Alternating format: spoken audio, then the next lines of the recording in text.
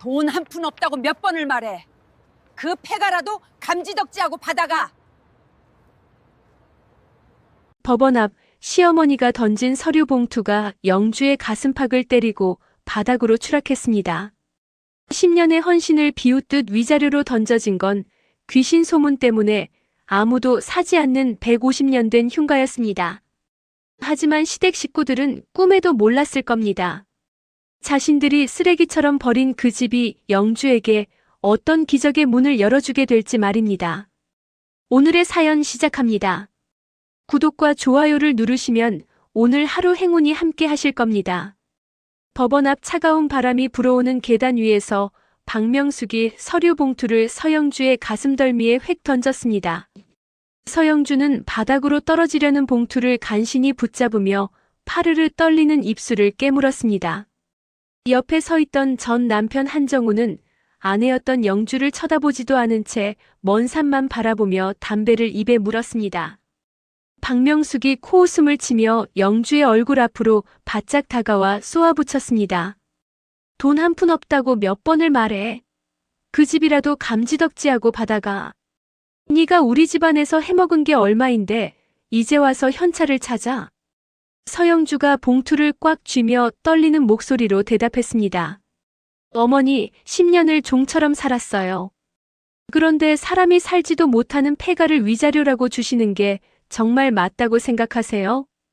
박명숙이 가소롭다는 듯 어깨를 들썩이며 정우의 팔을 잡아 끌었습니다. 누가 살지 말래? 네가 들어가서 살든 팔아서 밥을 해먹든 내 마음이지. 우리 정우 앞길 막지 말고 이제 그만 떨어져 나가. 한정우가 담배 연기를 길게 내뿜으며 영주를 향해 귀찮다는 듯 손사래를 쳤습니다. 야, 서영주. 너도 알잖아. 우리 집 요새 힘든 거. 그 집 우리 외가 쪽 어르신들이 살던 유서 깊은 곳이야. 땅값만 해도 네가 챙길 거 다 챙기는 거니까 토달지 마. 영주는 기가 막힌 표정으로 두 사람의 뒷모습을 바라보았습니다. 정우와 명숙이 탄 외제차가 매정한 엔진 소리를 내며 법원 주차장을 빠져나갔습니다. 영주는 가방 하나에 담긴 자신의 전부를 고쳐매고 지하철역으로 향했습니다. 집에 돌아온 영주는 구청 사이트에 접속해받은 폐가의 등기부등본과 지적도를 꼼꼼히 살폈습니다. 서울로 이사한 뒤 20년 넘게 비어 있었고 그동안 수차례 매물로 나왔으나 거래가 취소된 흔적이 역력했습니다. 영주는 다음 날 새벽같이 짐을 챙겨 폐가가 있는 시골 마을로 내려가는 버스에 몸을 실었습니다. 마을 입구에 들어서자마자 낡은 평상에 모여 앉아있던 노인들의 시선이 영주에게 꽂혔습니다. 영주가 마을 지도를 보며 걷고 있자 구멍가게 앞에 앉아있던 한 노인이 혀를 차며 말을 걸었습니다. 세댁, 거기는 왜 가려고? 거긴 사람 발길 끊긴 지가 언젠데. 영주가 어색하게 웃으며 노인에게 물었습니다. 아, 제가 이번에 이 집을 관리하게 되어서요. 혹시 이 집에 대해 잘 아시나요? 노인이 담뱃대를 탁탁 털며 낮은 목소리로 속삭였습니다. 거기 우물 귀신 나온다는 소문 못 들었어? 밤마다 우물에서 여자가 우는 소리가 난다고 동네 사람들이 근처에도 안 가. 그 집 시어머니도 팔려다가 귀신 소동 때문에 포기한 곳이야. 영주는 가슴이 서늘해졌지만 짐짓 담담한 척 고개를 숙이고 마을 안쪽 깊숙한 곳으로 발걸음을 옮겼습니다. 폐가는 마을 가장 높은 곳, 자풀이 사람 키만큼 자란 언덕 위에 덩그러니 놓여 있었습니다. 녹슨 대문을 밀작 끼익하는 소름 끼치는 소리가 고요한 산동네를 울렸습니다. 마당 한가운데에는 돌로 쌓아 올린 커다란 우물이 흉물스럽게 자리를 잡고 있었습니다. 영주는 가방을 내려놓고 우물가로 다가가 내부를 살피며 혼잣말을 했습니다. 귀신은 무슨 다들 사람 겁주려고 만든 소리겠지. 우물 주변을 살피던 영주의 눈에 바닥에 떨어진 지 얼마 안 된 듯한 담배꽁초와 선명한 신발 자국이 들어왔습니다. 오랫동안 방치된 집이라기엔 누군가 드나든 흔적이 너무나 뚜렷했습니다. 영주는 으스스한 기분을 떨치려 집 내부로 들어갔지만 천장은 내려앉아 있었고 벽면은 온통 검은 곰팡이로 뒤덮여 있었습니다. 도저히 사람이 살 수 있는 환경이 아니라는 것을 깨달은 영주는 근처 부동산 중개업소를 찾아갔습니다. 중개업소 사장님이 영주가 가져온 서류를 보더니 고개를 절레절레 흔들었습니다. 이 집은 안 돼요.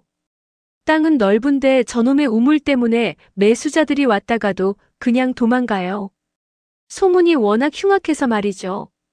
영주가 답답한 마음에 책상을 손바닥으로 치며 물었습니다. 사장님, 그런 방법이 아예 없나요? 저 이거 팔아야 살 수 있어요. 중개업자가 안타까운 듯 턱을 괴며 해결책을 제시했습니다. 방법이 딱 하나 있긴 하죠.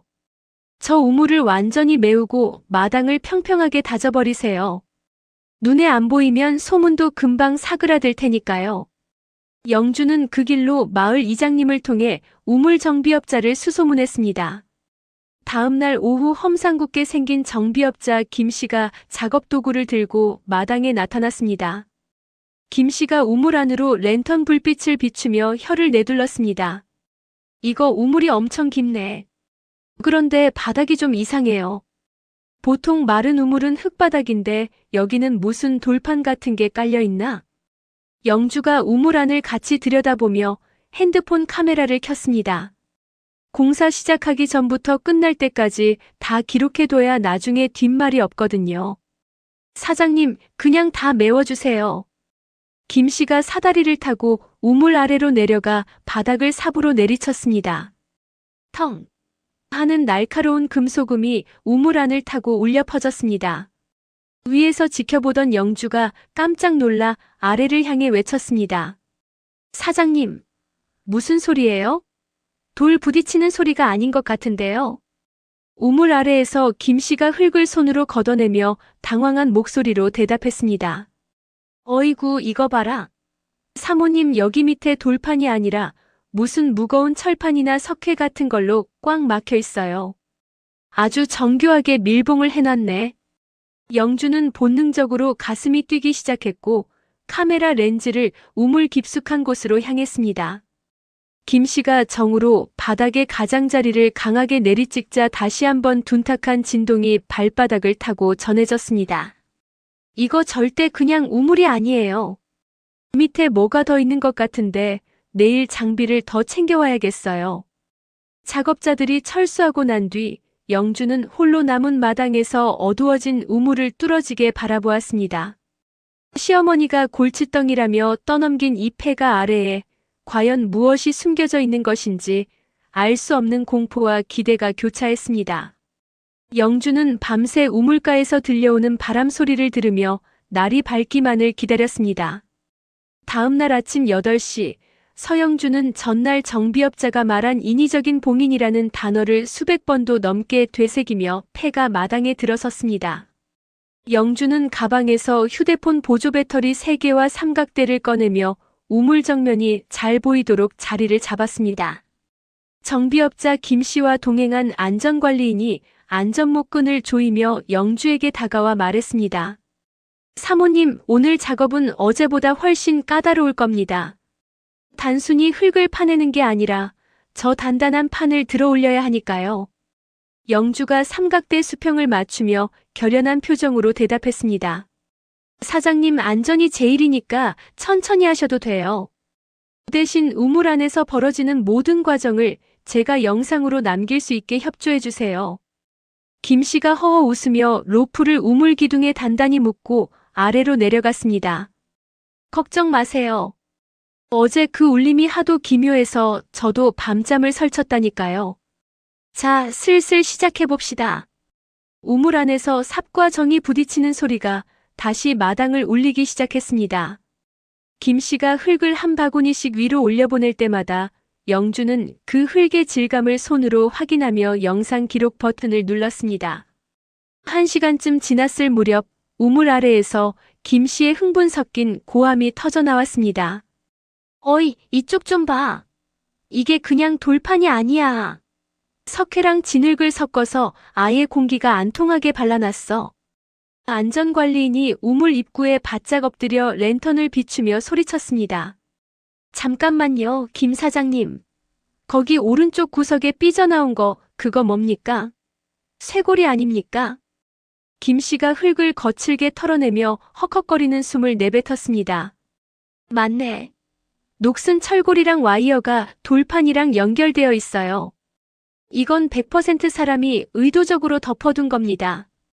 영주는 심장이 입 밖으로 튀어나올 것 같은 기분을 느끼며 핸드폰을 든 손을 우물 안으로 깊숙이 뻗었습니다. 사장님, 그 고리 절대 그냥 당기지 마세요. 제가 지금 기록하고 있으니까 안전관리인님 지시에 따라서 움직여주세요. 안전관리인이 서류철을 펼치며 영주에게 진지한 얼굴로 말했습니다. 사모님, 이 정도 구조물이면 이건 단순한 우물 정비가 아닙니다. 지금부터는 발견 경위를 더 명확하게 기록해야 합니다. 나중에 소유권 문제가 생길 수도 있으니까요. 영주가 떨리는 목소리를 가다듬으며 고개를 끄덕였습니다. 이미 촬영 중이에요. 제가 이 집 소유자로서 땅 매각을 위해 정비하던 중에 발견했다는 사실, 여기 계신 분들이 다 증인이십니다. 정비업자들이 지렛대를 가져와 돌판 틈새에 끼워 넣고 일제히 힘을 줬습니다. 뿌득 하는 기괴한 소리와 함께 100년 넘게 닫혀있던 공간이 비명을 지르며 틈을 보였습니다. 그 틈새로 서늘하고 축축한 공기가 확 끼쳐 올라오자 마당에 있던 사람들이 일제히 뒤로 물러섰습니다. 김 씨가 마스크를 고쳤으며 다시 랜턴을 틈새로 비추었습니다. 세상에. 사모님, 이 밑에 공간이 있어요. 아주 깊지는 않은데 상자 같은 것들이 가득 들어차 있습니다. 영주는 홀린 듯 우물가로 다가가 김 씨가 비추는 랜턴 불빛을 따라 시선을 옮겼습니다. 어둠 속에서 누런 광택이 번쩍이며 영주의 시력을 마비시키는 듯한 착각을 불러일으켰습니다. 상자 모서리마다 맺힌 금속성 빗줄기는 분명 예사로운 물건이 아님을 말해주고 있었습니다. 영주가 침을 꿀꺽 삼키며 김 씨에게 외쳤습니다. 사장님, 일단 멈추세요. 상자 건드리지 마시고 그대로 나오세요. 경찰에 신고부터 해야겠어요. 그때 어느새 소문을 듣고 달려온 마을 주민들이 담벼락 너머로 고개를 내밀며 수군거리기 시작했습니다. 마을 토박이 김춘자 할머니가 담장 너머에서 눈을 가늘게 뜨며 물었습니다. 세댁, 우물에서 진짜 귀신이라도 나온 거야? 왜 이렇게 난리들이여? 영주가 당황하며 대답을 피하려 하자 옆에 있던 이장님이 대신 목소리를 높였습니다. 귀신은 무슨 보물찾기라도 하는 모양인데 이거 동네 큰일 난 거 아니야? 영주는 상황이 심상치 않게 돌아가는 것을 직감하고 어제 연락해둔 법무사 최상철에게 전화를 걸었습니다. 전화기 너머로 최상철의 차분한 목소리가 들려왔습니다. 서영주 씨, 절대 당황해서 사람들한테 물건 보여주지 마세요.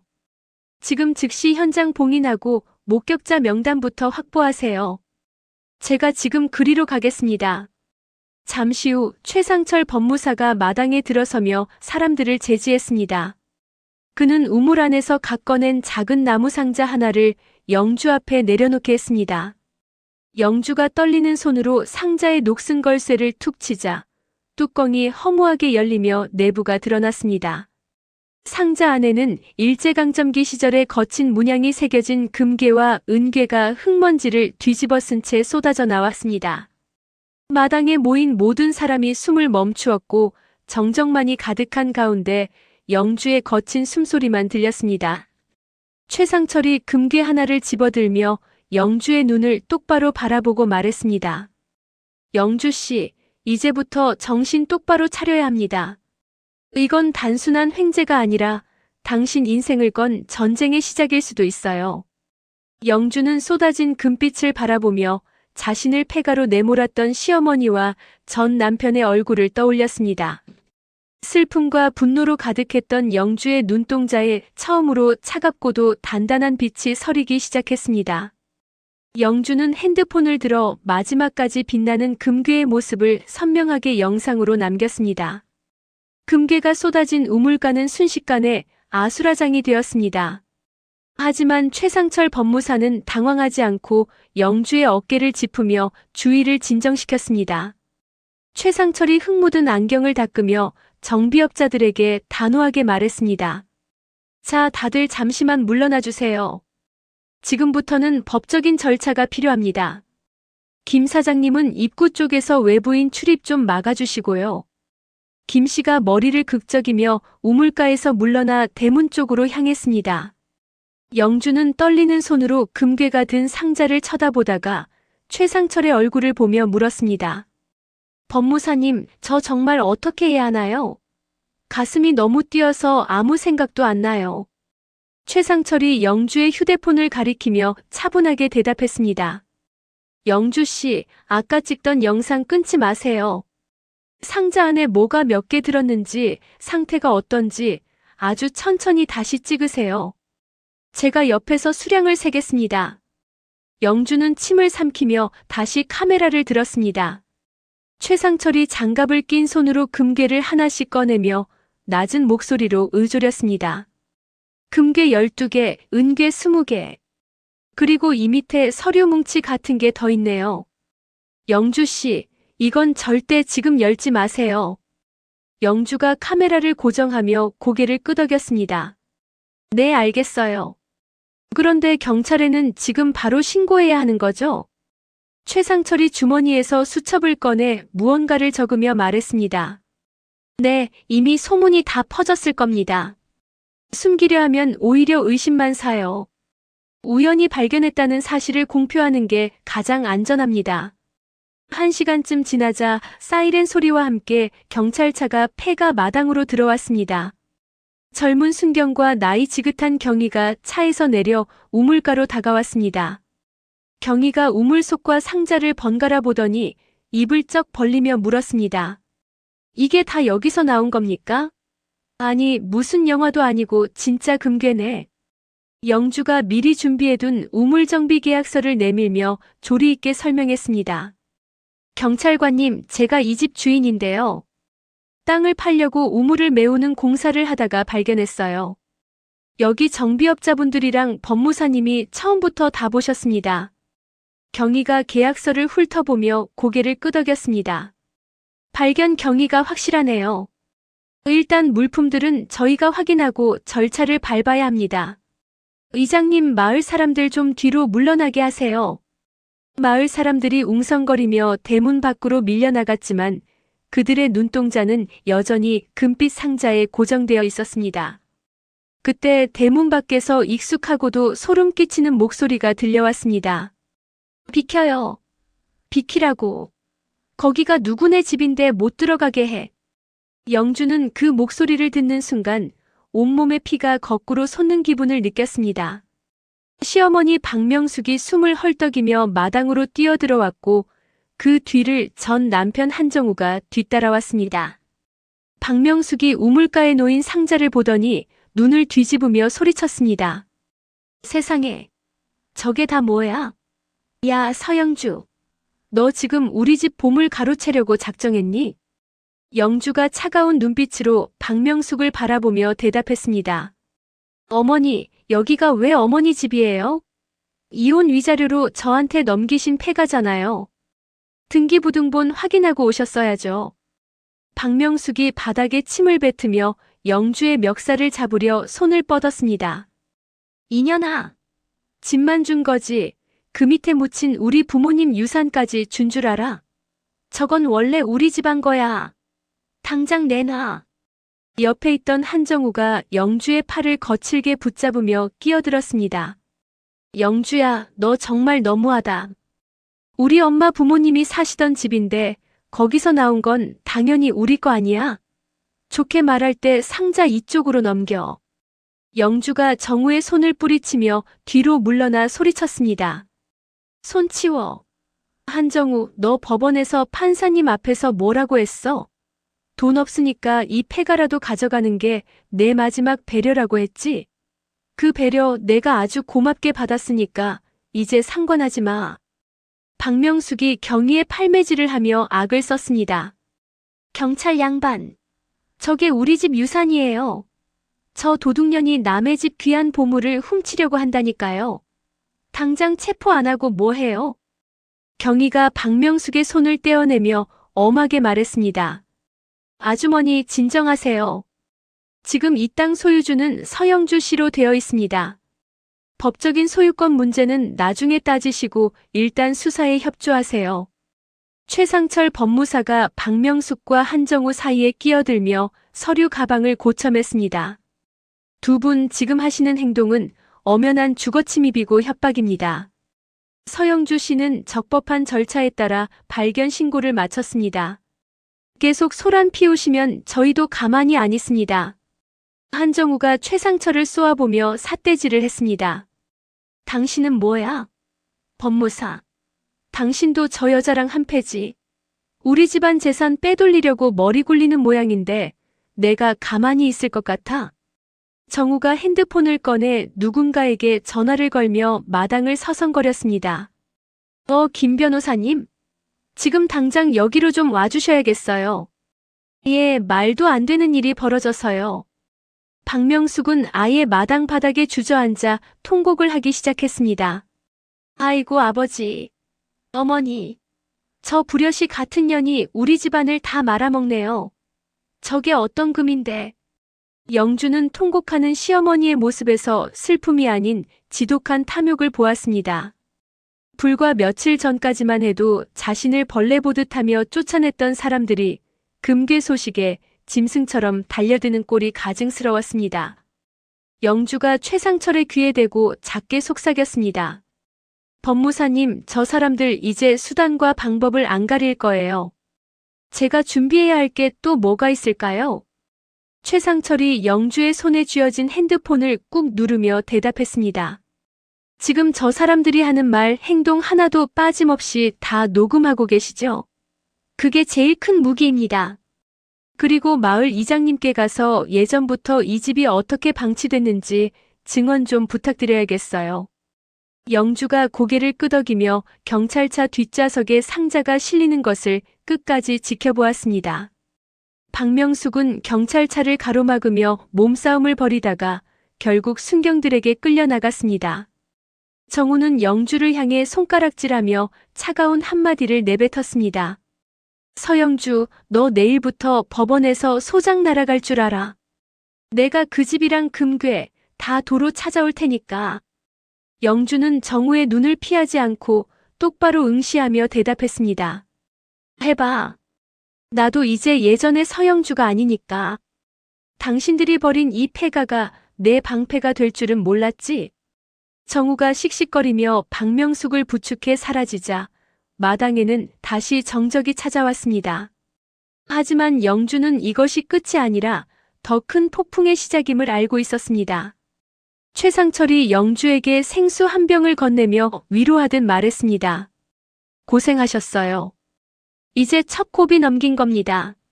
내일은 마을 이장님이랑 저 우물소문의 진실을 아는 분들을 만나러 가시죠. 영주는 물을 한 모금 마시며 멀리 보이는 마을 입구를 바라보았습니다. 어느덧 해가 뉘엿뉘엿 지고 있었지만 영주의 가슴 속에는 그 어느 때보다 뜨거운 불길이 타오르고 있었습니다. 자신을 짓밟았던 자들이 탐욕 때문에 스스로 무너지는 꼴을 반드시 보고야 말겠다는 결심이 영주의 입술을 굳게 닫게 만들었습니다. 영주는 폐가 문을 단단히 잠그고 최상철과 함께 법률 상담소로 향하는 차에 올랐습니다. 차 창밖으로 스쳐 지나가는 마을 풍경이 왠지 모르게 낯설면서도 희망차게 느껴졌습니다.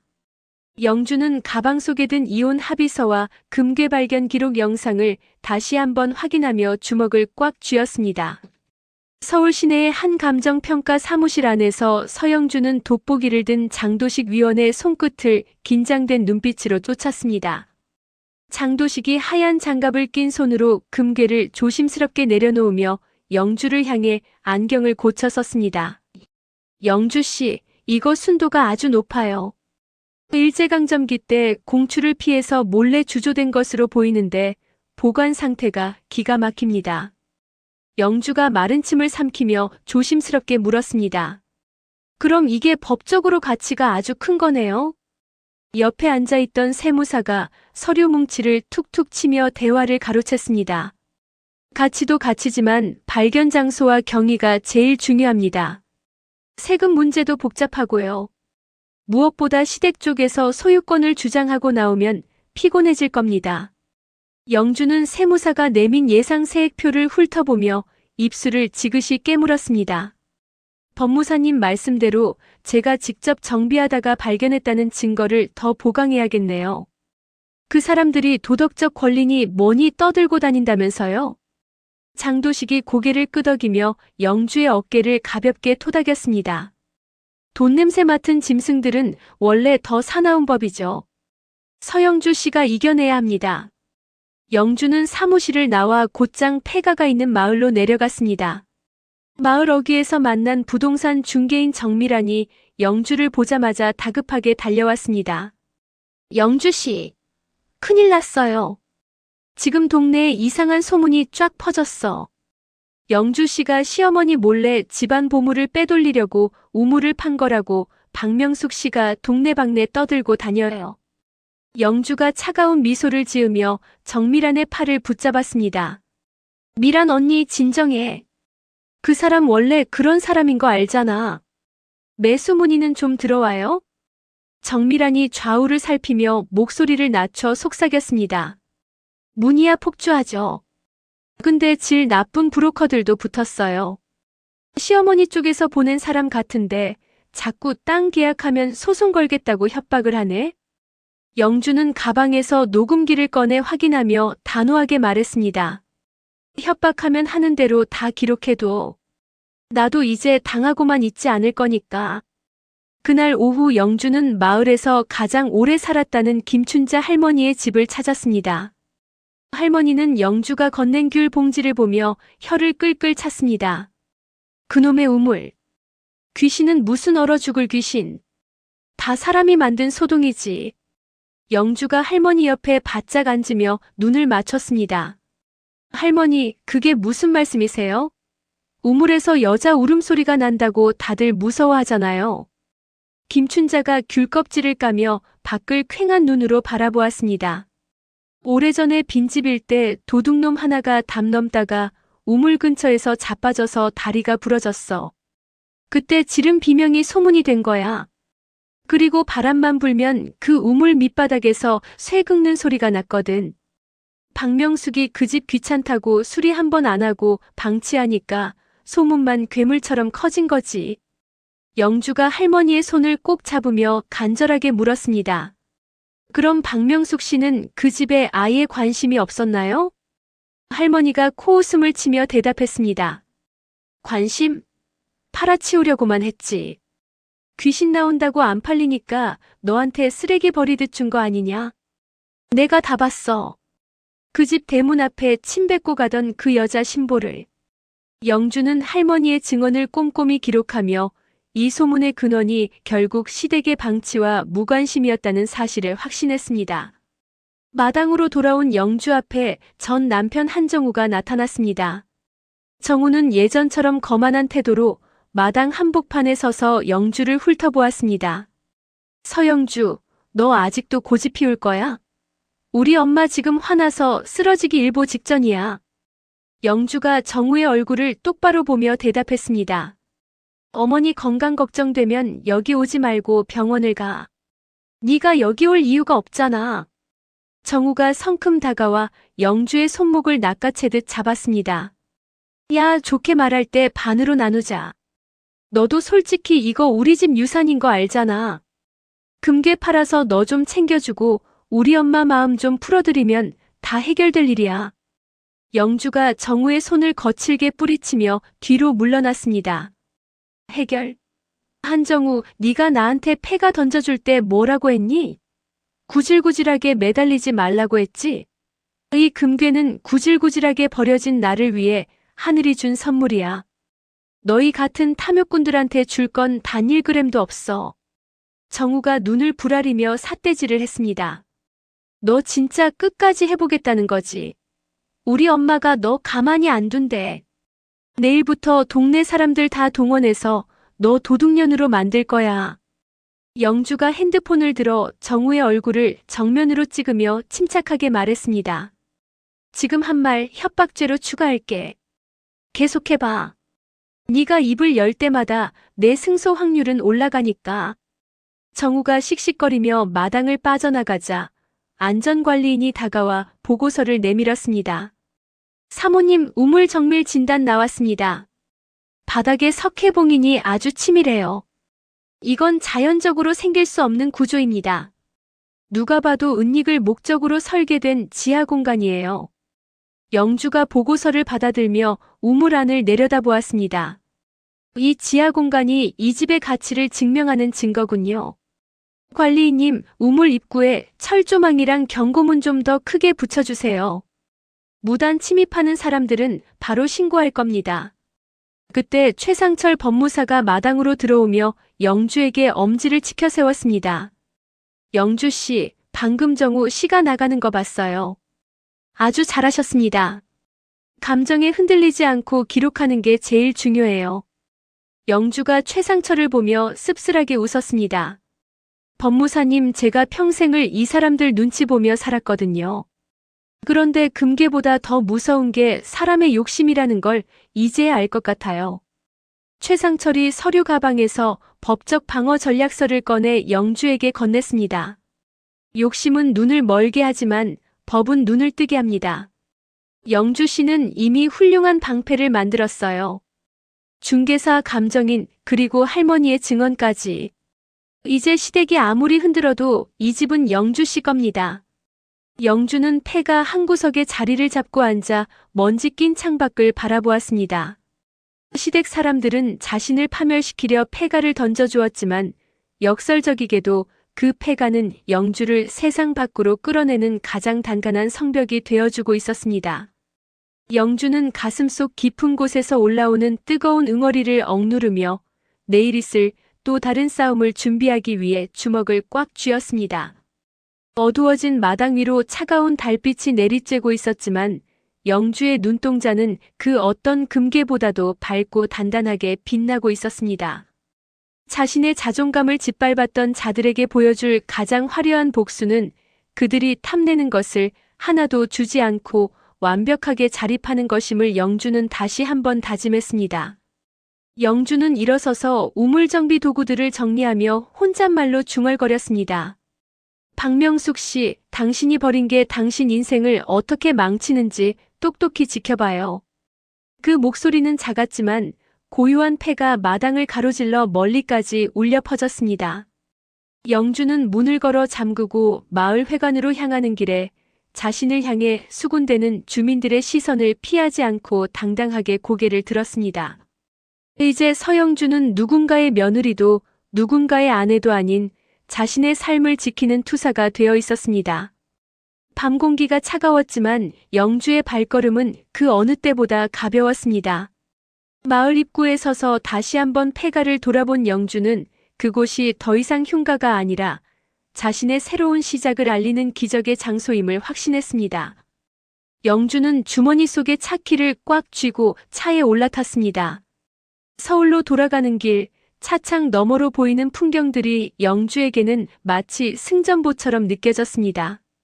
시댁의 탐욕이 만들어낸 소문의 그물은 이미 찢어지기 시작했고 영주가 쳐놓은 증거의 그물은 시시각각 그들을 옥죄고 있었습니다. 영주는 내일 아침 가장 먼저 변호사를 만나 소장 내용을 최종 점검하기로 마음먹었습니다. 복수의 시간은 이제 막 서막을 올렸을 뿐이었습니다. 폐가 마당에 이른 아침부터 낯선 사람들이 모여들었습니다.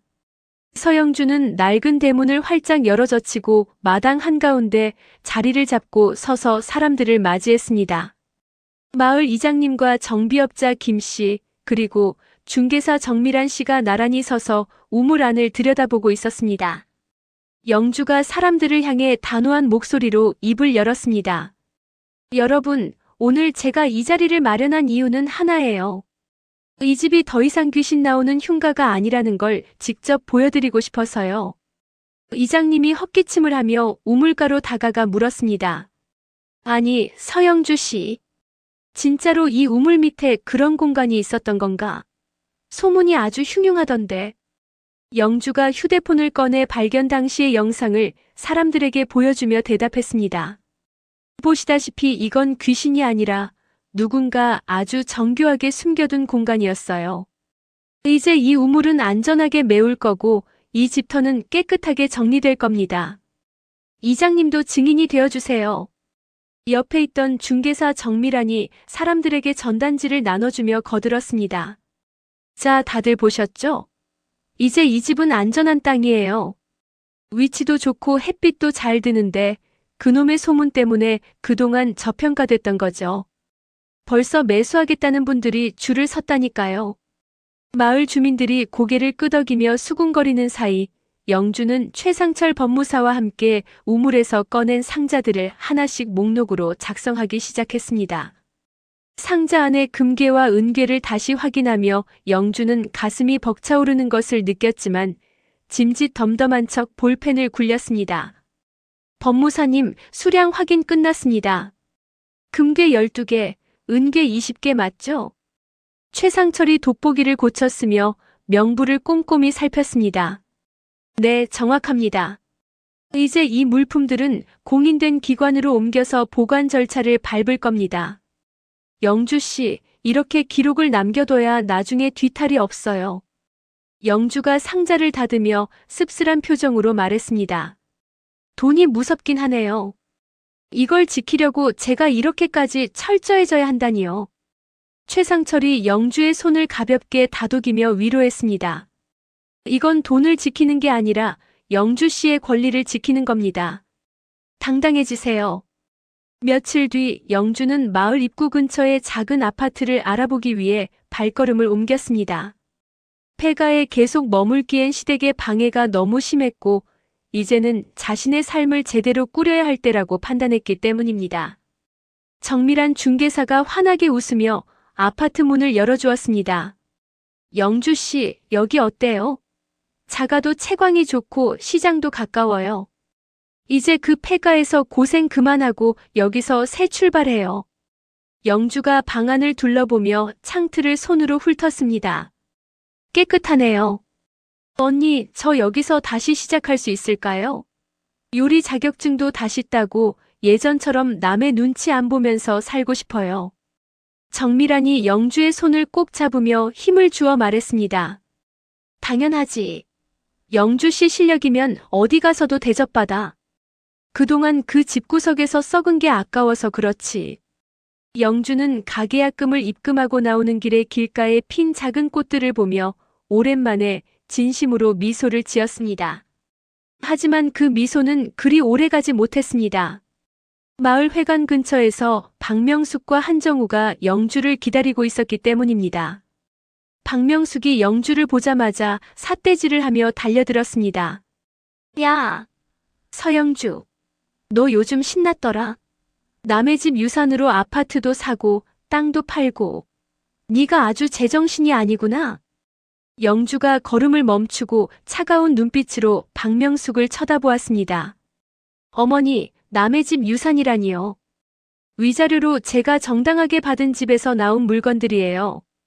법적으로 아무 문제 없다고 말씀드렸잖아요. 옆에 서 있던 한정우가 미간을 찌푸리며 짜증 섞인 목소리로 끼어들었습니다. 영주야, 너 정말 말이 안 통한다.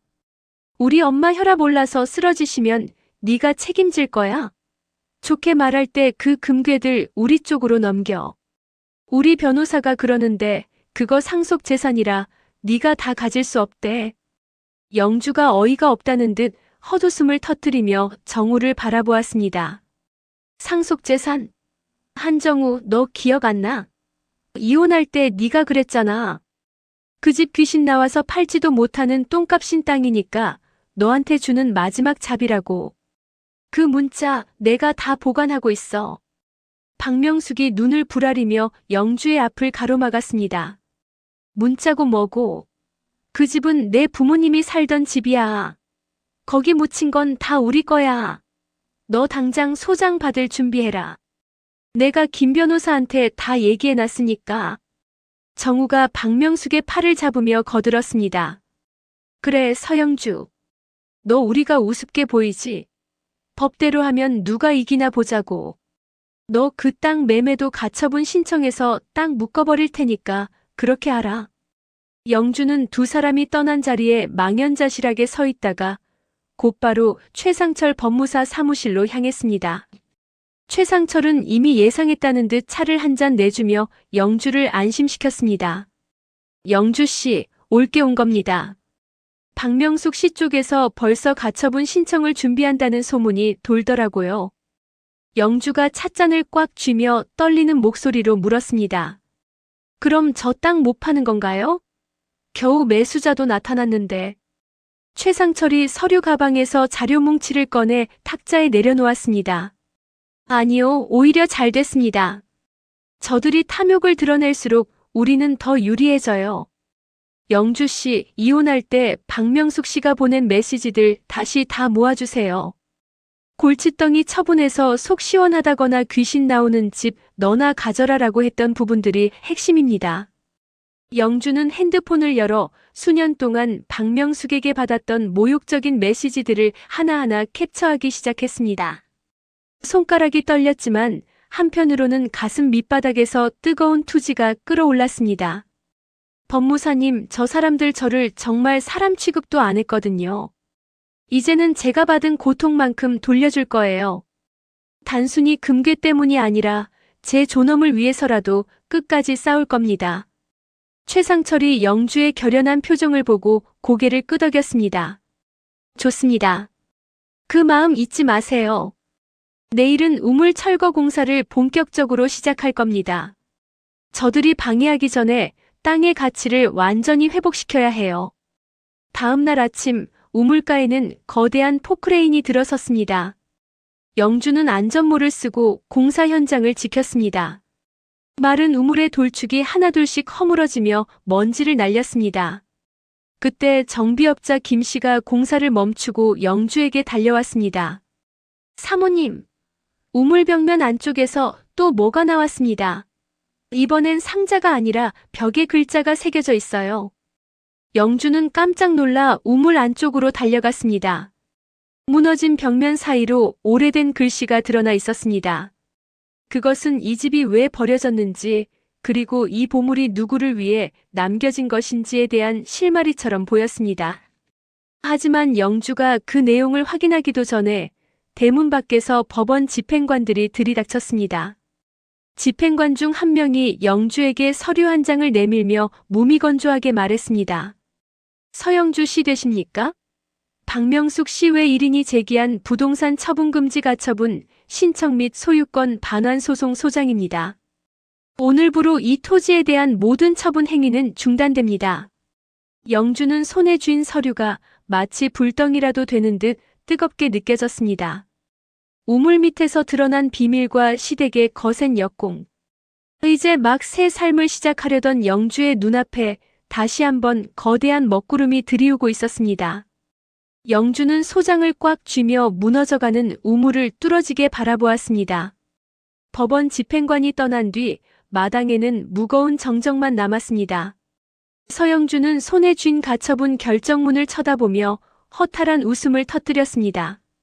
이제 막 땅을 팔아 새 삶을 시작하려던 찰나의 시댁이 던진 덫은 생각보다 깊고 날카로웠습니다. 중개사 정미란이 달려와 영주의 어깨를 잡으며 울먹이는 목소리로 말했습니다. 영주 씨, 어떡해. 매수자가 방금 전화와서 이거 해결 안 되면 계약금 돌려달라고 난리야. 어떻게 이런 일이 생겨? 영주가 떨리는 손을 진정시키며 정미란의 손을 꼭 잡고 대답했습니다. 언니, 저 사람들이 이럴 줄 알았어요. 그런데 이렇게 빨리 움직일 줄은 몰랐네요. 잠깐만요. 법무사님께 전화부터 할게요. 영주가 핸드폰을 귀에 대고 마당을 서성거리자 멀리 대문 밖에서 박명숙의 비웃음 섞인 목소리가 들려왔습니다. 박명숙이 동네 안악들을 대동하고 위풍당당하게 걸어 들어오며 소리쳤습니다. 야, 서영주, 너 내가 가만 안 둔다고 했지? 그 종이 쪼가리 읽어봤어? 이제 그 땅 내 마음대로 못 팔아. 영주가 전화를 끊고 박명숙을 향해 고개를 빳빳이 들며 외쳤습니다. 어머니, 정말 지독하시네요.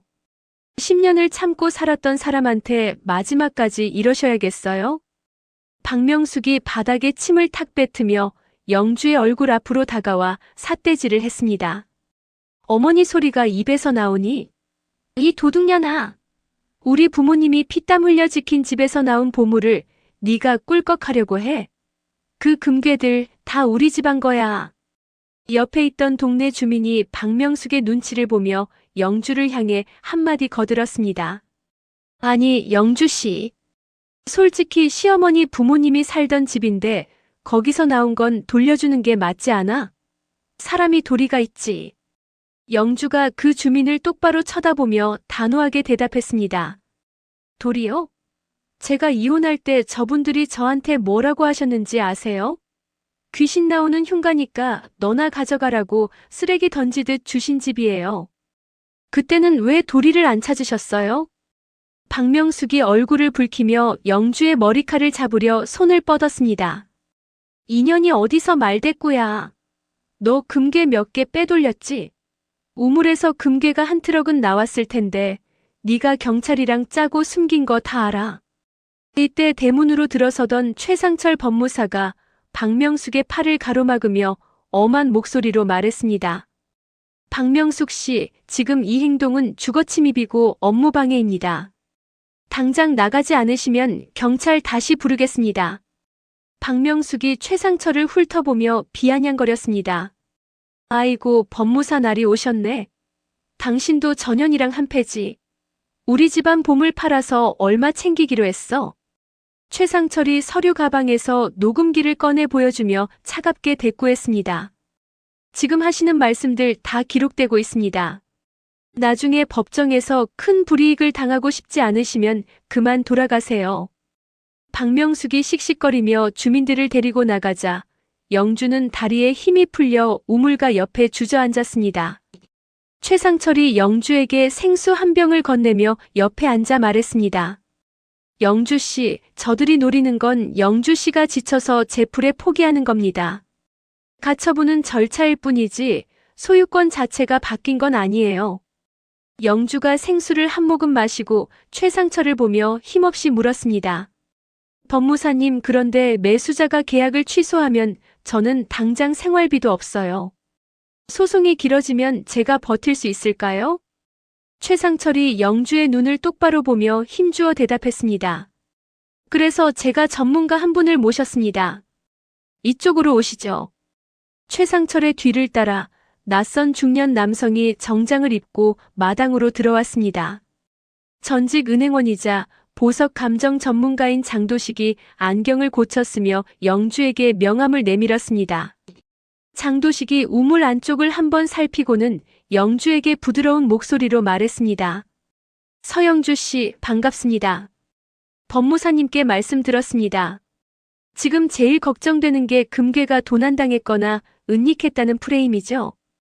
영주가 고개를 끄덕이자 장도식이 가방에서 공인기관의 확인 서류를 꺼내 보였습니다. 제가 이 금괴들을 공적기관에 투명하게 보관하고 가치 평가를 받을 수 있도록 도와드릴 겁니다.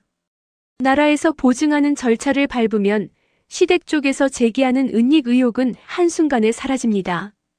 영주는 장도식의 조언에 따라 금괴들을 은행 금고로 옮기고 공식적인 보관 증명서를 발급받았습니다.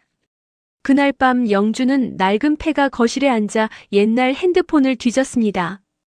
이혼 소송 당시 한정우와 박명숙이 보냈던 메시지들을 하나하나 읽어내려가자 가슴이 저려왔습니다.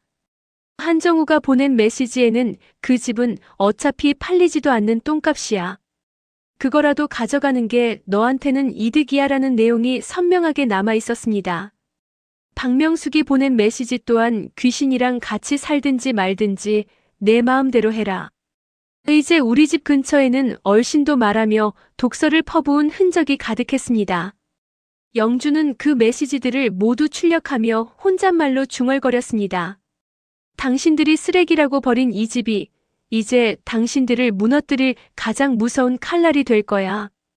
다음 날 아침 영주는 최상철 법무사를 만나 출력한 서류들을 건넸습니다. 최상철이 서류를 훑어보며 미소를 지었습니다. 이겁니다, 영주 씨. 저들이 이 집을 가족의 소중한 유산이라고 주장하는 게 얼마나 거짓된 것인지 이 메시지들이 증명해 줄 겁니다. 영주가 가방을 챙겨 일어나며 결연한 표정으로 말했습니다. 법무사님, 저 이제 도망 안 가요. 시댁에서 저를 도둑으로 몰려고 사람들을 선동한다는데 저도 가만히 있지 않을 겁니다. 한편 서울의 한 고급 카페에서 한정우는 박명숙과 함께 변호사를 만나고 있었습니다. 박명숙이 변호사의 손을 잡으며 다급하게 물었습니다. 변호사님, 진짜로 그 금괴들 우리가 다 가져올 수 있는 거죠? 그년이 다 써버리면 어떡해요? 변호사가 서류를 정리하며 난처한 표정으로 대답했습니다. 사모님, 소송은 시작했지만 상황이 쉽지 않습니다. 상대방이 발견 당시 영상을 다 찍어뒀고 법무사까지 끼고 있어서 절차가 너무 완벽해요. 옆에서 듣고 있던 한정우가 짜증 섞인 목소리로 끼어들었습니다. 아니, 우리 집안 땅에서 나온 건데 왜 우리 게 아니라는 거예요? 서영주, 그 여자가 무슨 수로 그걸 다 챙겨요? 변호사가 한정우를 쳐다보며 조심스럽게 말했습니다. 한 선생님, 이혼 당시에 작성한 합의서가 걸림돌입니다. 폐가 일체에 대한 소유권 포기라는 문구가 너무 명확해요. 혹시 그때 강압적인 분위기는 아니었죠? 정우가 담배를 꺼내려다 카페 직원의 눈치를 보며 다시 집어넣었습니다. 강압은 무슨? 그냥 빨리 떼어내려고 준 거죠. 그게 이렇게 보물 상자가 될 줄 누가 알았겠냐고요. 박명숙이 정우의 등을 찰싹 때리며 악을 썼습니다. 이 등신아. 그러니까 확인을 잘했어야지.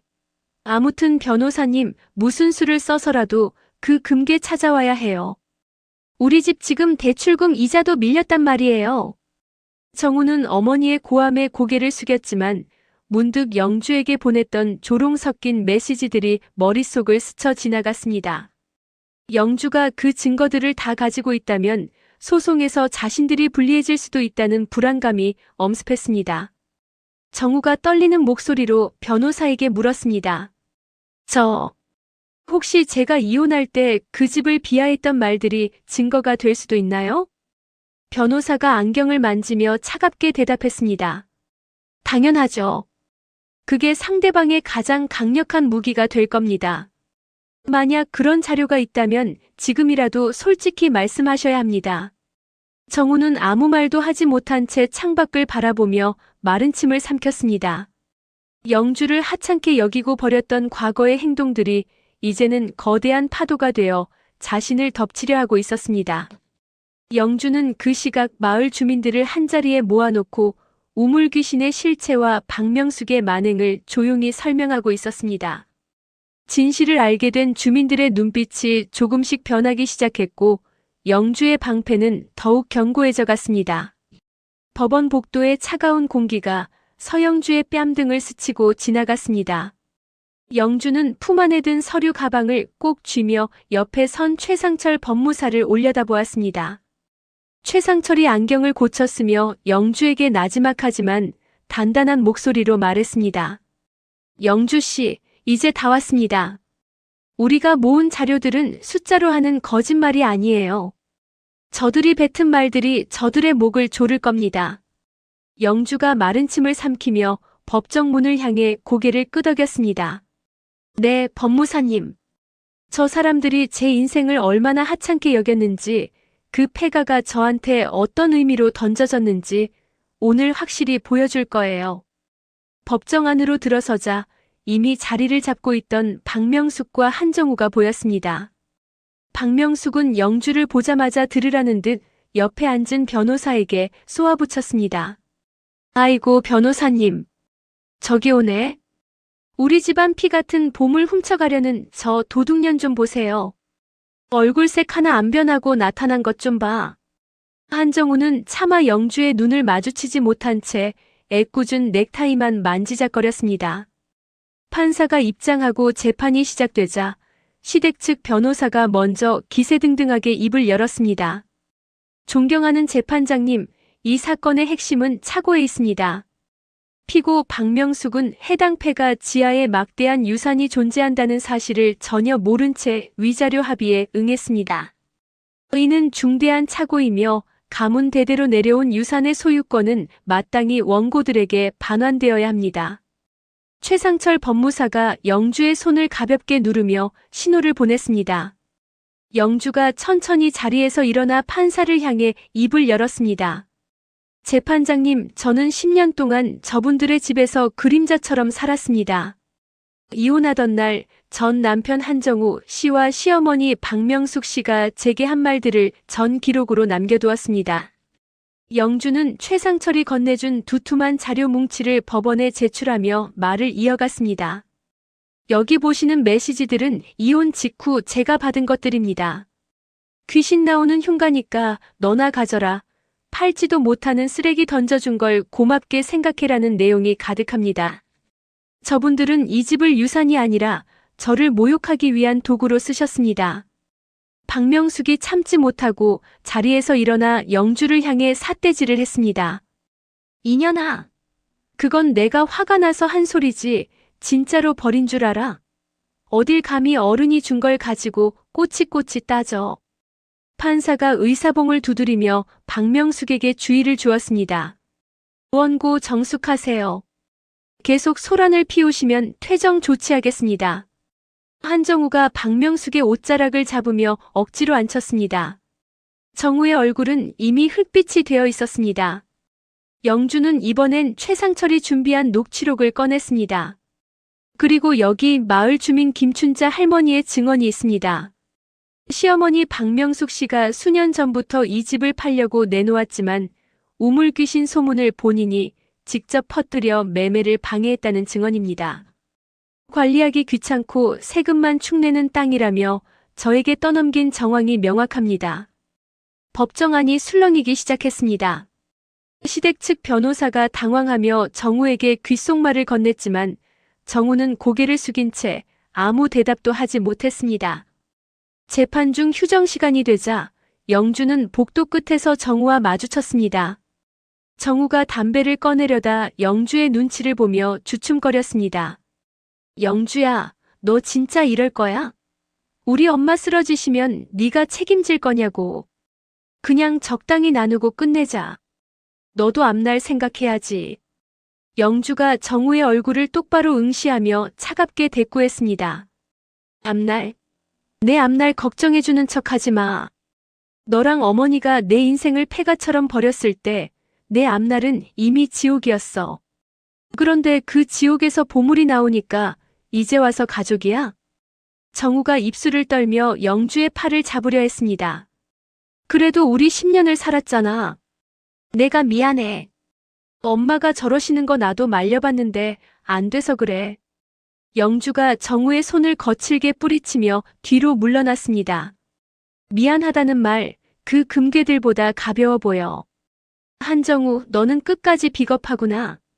법정에서 네가 나한테 보낸 그 조롱 섞인 문자들 다 읽힐 때 내 표정 어땠는지 알아? 너는 보물을 잃은 게 아니라 마지막 남은 사람 대접을 잃은 거야. 그때 박명숙이 달려와 영주에게 침을 뱉으려다 최상철 법무사에게 가로막혔습니다. 이 독한 년, 네가 우리 집안을 망치려고 작정을 했구나. 내가 너 같은 걸 며느리로 들인 게 평생 한이다. 박명숙이 소리를 지르며 바닥에 주저앉아 통곡하는 척을 했습니다. 하지만 지나가는 사람들은 이제 박명숙의 눈물에서 슬픔이 아닌 추악한 욕심만을 읽어내고 있었습니다. 장도식 감정위원이 서류 가방을 들고 다가와 영주에게 조용히 서류 한 장을 건넸습니다. 영주 씨, 금괴 보관 절차 확인서입니다. 국가지정금고에 안전하게 입고되었고 시댁 측의 은닉 주장은 이제 법적으로 아무런 힘이 없습니다. 고생 많으셨어요. 영주가 서류를 받아들며 장도식에게 고개를 숙여 인사했습니다. 감사합니다, 위원님. 절차가 투명하니까 제 마음도 한결 가벼워지네요. 잠시 후 재판이 재개되었고 판사는 시댁 측이 제기한 가처분 신청을 대부분 기각한다는 결정을 내렸습니다. 토지의 소유권과 발견물의 권리가 서영주에게 있음을 잠정적으로 인정한 것입니다. 박명숙은 판결이 나오자마자 법정 바닥에 드러누워 악을 썼고 정우는 그런 어머니가 부끄러운 듯 얼굴을 가리고 도망치듯 법정을 빠져나갔습니다. 영주는 법원 건물을 나오며 중개사 정밀안의 전화를 받았습니다. 영주 씨, 축하해. 매수자가 소송 결과 듣고 잔금 바로 치르겠대. 우물 정리된 땅에 카페 지으려고 벌써 설계도 그린다더라. 정밀한의 밝은 목소리에 영주의 눈가에 참았던 눈물이 고였습니다. 영주가 하늘을 올려다보며 깊은 숨을 내뱉었습니다. 언니 고마워요. 이제 정말 끝이 보이네요. 그 흉가 소문나던 우물이 제 인생을 이렇게 살려낼 줄은 몰랐어요. 영주는 법원 계단을 내려오며 자신을 기다리던 최상철 법무사와 악수를 나누었습니다. 최상철이 부드럽게 웃으며 영주에게 말했습니다. 영주 씨, 이제 돈보다 더 소중한 걸 찾으셨네요. 당신의 이름 석자와 자존심 말입니다. 영주는 가벼워진 발걸음으로 폐가가 있던 마을로 향했습니다. 이제 그곳은 버려진 여자의 한이 서린 곳이 아니라 새로운 삶이 피어나는 희망의 터전이 되어가고 있었습니다. 마을 입구에서 영주를 기다리던 김춘자 할머니가 영주의 손을 꼭 잡으며 환하게 웃었습니다. 새댁 잘했어. 고생 많았어. 이제 귀신 소리 안 나고 사람 웃음소리 나는 집으로 만들면 돼. 영주는 할머니의 따뜻한 손길을 느끼며 비로소 진정한 평온을 찾았습니다. 탐욕으로 얽혔던 증거의 그물은 이제 영주를 지켜주는 든든한 울타리가 되었습니다. 최종 선고가 내려지는 날 법정안은 팽팽한 긴장감으로 가득 찼습니다. 서영주는 짙은 남색 정장을 단정하게 차려입고 피고석에 앉아 정면을 응시했습니다. 그녀의 곁에는 든든한 조력자인 최상철 법무사가 두툼한 서류 뭉치를 정리하며 자리를 지키고 있었습니다. 판사가 안경을 고쳤으며 판결문을 낭독하기 시작하자 박명숙은 초조한 듯 손톱을 깨물었고 한정우는 고개를 푹 숙인 채 바닥만 바라보았습니다. 이번 사건의 핵심은 이혼 합의 당시 해당 부동산의 권리 이전이 적법했는지, 그리고 우물 내부의 발견물이 원고들의 주장대로 상속 재산에 해당하는지 여부입니다. 판사의 목소리가 엄중하게 울려 퍼졌습니다. 증거 자료에 따르면 원고 박명숙은 이혼 당시 해당 폐가를 처분 불가능한 흉가라 지칭하며 피고 서영주에게 위자료 명목으로 강제로 떠넘긴 정황이 명백합니다. 또한 전 남편 한정우가 보낸 조롱 섞인 메시지들은 원고들이 이 재산의 가치를 포기했음을 증명합니다. 따라서 우물 안에서 발견된 물품은 발견 당시 토지 소유주인 피고 서영주의 정당한 권리로 인정됩니다. 원고들의 청구를 모두 기각합니다. 판결이 끝나자마자 박명숙이 자리에서 벌떡 일어나 비명을 질렀습니다. 말도 안 돼. 판사님, 저게 어떤 돈인데. 전현이 꼬리를 쳐서 다 뺏어간 거라고요. 아이고 내 팔자야. 박명숙이 법정 바닥에 주저앉아 통곡을 시작하자 방호원들이 다가와 그녀를 제지했습니다. 한정우는 부끄러운 듯 얼굴을 가리며 박명숙의 팔을 잡아 끌었습니다. 엄마 제발 그만 좀 해. 창피해서 못 살겠어. 우리가 진 거라고. 한정우가 신경질적으로 소리치자 박명숙이 아들의 뺨을 세차게 때리며 악을 썼습니다. 이 등신 같은 놈아. 네가 그때 똑바로만 했어도 우리가 이 고생을 안 해. 너도 전현이랑 한패지. 영주는 그 광경을 차가운 눈으로 바라보다가 천천히 자리에서 일어났습니다. 그녀는 최상철 법무사에게 가볍게 목례를 한 뒤 소란스러운 시댁 식구들을 지나쳐 법정 문을 열고 나갔습니다. 뒤따라 나온 한정우가 영주의 앞을 가로막으며 헐떡이는 숨을 내뱉었습니다. 영주야, 잠깐만. 진짜 이렇게 끝낼 거야? 우리 엄마 저러다 진짜 병나셔. 그 돈 조금만 나눠주면 안 돼? 내가 너한테 잘못한 거 다 사과할게. 영주가 정우의 얼굴을 똑바로 쏘아보며 차갑게 대답했습니다. 사과? 10년의 지옥을 돈 몇 푼으로 퉁치자고. 한정우, 너는 여전히 쓰레기구나. 너희 엄마 병나는 건 네가 자식으로서 챙길 일이지 내 상관 아니야. 다시는 내 눈앞에 나타나지 마. 정우가 영주의 팔을 잡으려 손을 뻗었지만 옆에 있던 최상철 법무사가 정우의 손목을 강하게 낚아채며 경고했습니다. 한정우 씨, 법원 건물 안에서까지 협박입니까? 주거 침입에 접근 금지 신청까지 들어가고 싶지 않으면 당장 물러나세요. 정우가 최상철의 기세에 눌려 주춤거리며 뒤로 물러났습니다. 영주는 뒤도 돌아보지 않고 법원 계단을 내려왔습니다. 눈부신 오후의 햇살이 그녀의 얼굴을 따스하게 비추었습니다. 한 달 뒤 영주의 폐가가 있던 마을은 공사 소리로 활기가 넘쳤습니다. 흉물스러웠던 폐가는 완전히 철거되었고 그 자리에는 세련된 디자인의 작은 건물이 들어서고 있었습니다. 우물이 있던 자리는 안전하게 메워진 뒤 그 위로 예쁜 화단이 꾸며졌습니다. 영주는 중개사 정미란과 함께 현장을 둘러보며 미소를 지었습니다. 영주 씨, 여기 카페 오픈하면 대박 나겠어. 우물에서 금괴 나온 집이라고 벌써 소문이 자자해. 정미란이 영주의 어깨를 툭 치며 기분 좋게 말했습니다. 영주가 화단의 꽃들을 손으로 만지며 대답했습니다. 언니, 저는 여기가 돈 버는 곳이기보다 저처럼 상처받은 사람들이 와서 쉬어가는 곳이 됐으면 좋겠어요. 우물이 저를 살린 것처럼요. 그때 마을 입구에서 김춘자 할머니가 보따리를 들고 걸어왔습니다. 할머니가 환하게 웃으며 영주에게 쑥떡을 내밀었습니다. 세댁, 아니 이제 사장님인가? 이거 먹고 힘내서 장사 잘해. 박명숙네는 동네 망신 다 당하고 서울로 야반도주하듯 떠났다며? 영주가 떡을 받아들며 할머니의 손을 꼭 잡았습니다. 할머니, 덕분에 여기까지 올 수 있었어요. 정말 감사합니다. 그분들은 이제 제 인생에서 지워진 사람들이니까 어디서 뭘 하든 상관없어요. 할머니가 고개를 끄덕이며 영주의 등을 토닥였습니다. 그래, 그래. 있는 게 최고의 복수지. 자기가 버린 복이 얼마나 큰지도 모르고 산 사람들이니 앞으로 고생 꽤나 할 게야. 실제로 박명숙과 한정우는 무리한 소송 비용과 대출 이자를 감당하지 못해 살던 집까지 경매로 넘겨야 했습니다. 박명숙은 탐욕 때문에 친척들에게도 외면당한 채 좁은 월세방에서 매일같이 영주를 저주하며 비참한 노후를 보내게 되었습니다. 카페 오픈 전날 밤 영주는 홀로 마당 화단 앞에 앉았습니다. 우물이 있던 자리 아래에는 아직도 그날의 기적 같은 기억이 잠들어 있었습니다. 영주는 주머니에서 새 삶을 시작하며 만든 명함을 꺼내보았습니다. 서영주라는 이름 뒤에 붙은 직함이 생소했지만 자랑스러웠습니다.